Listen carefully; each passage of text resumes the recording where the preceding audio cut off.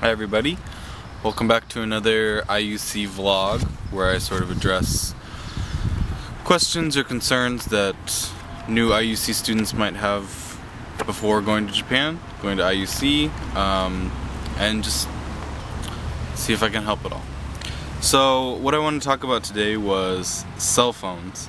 There are a lot of reasons to get a cell phone, even if you're only there for the 10-month program. There are a lot of reasons to get a cell phone. One, it's just convenient to have. It's nice to be able to make calls or text or whatever, wherever you want, obviously. A big one though is, emergency contact. Especially if you don't have any other sort of way that your friends and family can call you, or especially that the IUC can call you, then it's really nice to have a phone where they can contact you. So I would definitely recommend getting one. So you have two main choices when you're looking for phones. You can get either, I think the same in America, you can get either the contract or the prepaid. The prepaid is really good if you won't use the phone very much. If you're just going to use very limited calls, limited texts, no web browsing or anything on the phone. If that's the case, the prepaid's probably going to be the best for you. And it'll also save money if you're not going to use your phone very much or just use it very sparingly. It'll save you a good amount of money. But, there are no data plans, so if you do search the internet, it'll be pretty expensive. So you've got to use it pretty sparingly if you want it to stay cheap. If you're looking at a contract phone, contracts are good if you plan on using the phone a lot, or if you're going to web browse or text or call, it's pretty good. Calling's still kind of expensive, so I wouldn't call very much anyway, but the only problem is that it can be pretty expensive monthly. My bill was about 7,000 yen a month, so upwards of $70 a month. So that's something to be aware of. And then another thing is cancellation fees. Often when you get a contract, it's going to be from over a year, usually 2 years or so.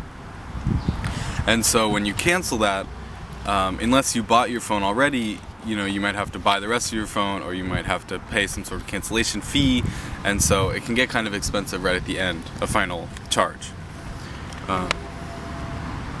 As far as phone companies go, I think there are three big ones. There's AU, and there's SoftBank, and there's Docomo. I don't really want to plug any companies, but talk from my own experience a little bit. So when you're looking for places to buy cell phones, I would recommend going to an actual store. So an actual cell phone store, no matter which company. You can find little booths with phones in department stores and things like that. But I wouldn't recommend shopping there because it's not exactly official, and you want an official place. So just keep that in mind.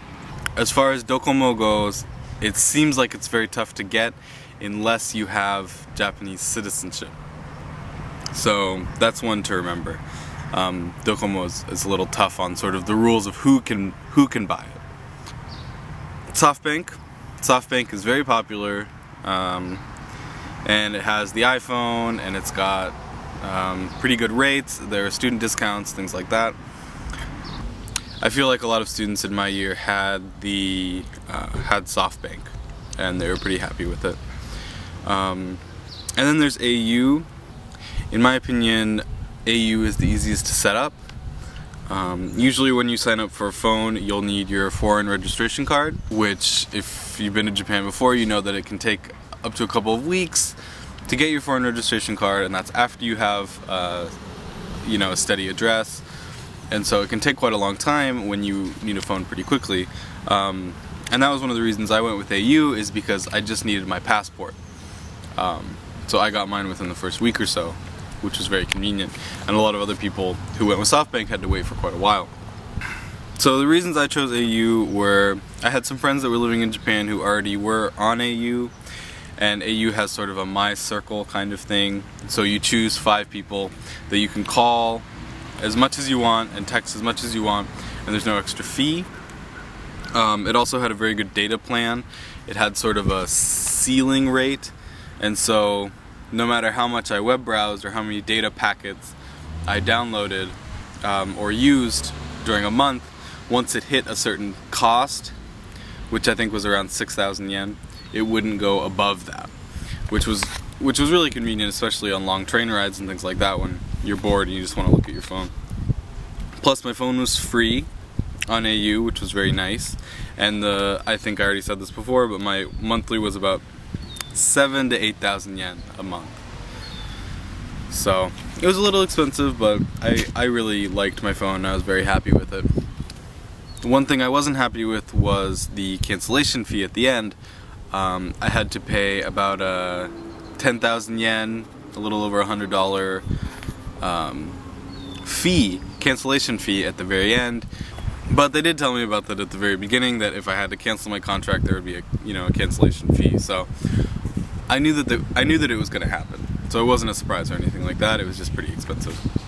When it's all said and done and the 10 months or the year or however long you stay is over, you can cancel right at the airport. At Narita Airport, you can just go and cancel right before you get on your flight.